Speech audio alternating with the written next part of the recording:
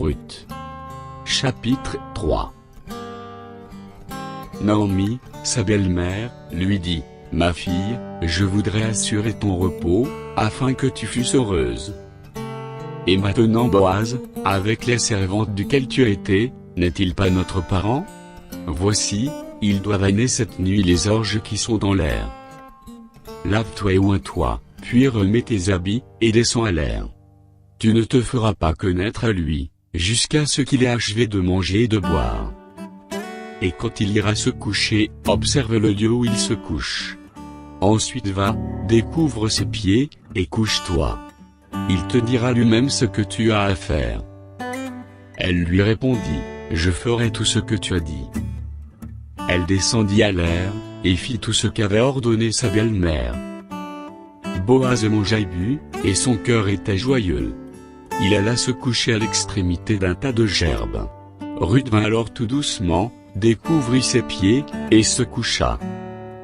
Au milieu de la nuit, cet homme eut une frayeur, il se pencha, et voici, une femme était couchée à ses pieds.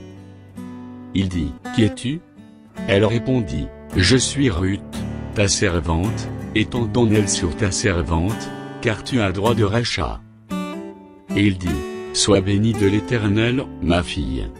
Ce dernier trait témoigne encore plus en ta faveur que le premier, car tu n'as pas recherché des jeunes gens, pauvres ou riches. Maintenant, ma fille, ne crains point, je ferai pour toi tout ce que tu diras, car toute la porte de mon peuple sait que tu es une femme vertueuse. Il est bien vrai que j'ai droit de rachat, mais il en existe un autre plus proche que moi. Passe ici la nuit. Et demain, s'il veut user envers toi du droit de rachat, à la bonne heure, qu'il le fasse, mais s'il ne lui plaît pas d'en user envers toi, j'en userai, moi, l'Éternel est vivant. Reste couché jusqu'au matin. » Elle resta couchée à ses pieds jusqu'au matin, et elle se leva avant qu'on puisse reconnaître l'un l'autre.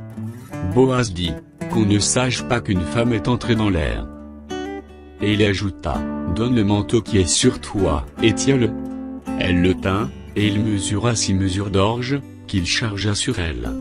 Puis il rentra dans la ville. Ruth revint auprès de sa belle-mère, et Naomi dit: « Est-ce toi, ma fille? » Ruth lui racontait tout ce que cet homme avait fait pour elle.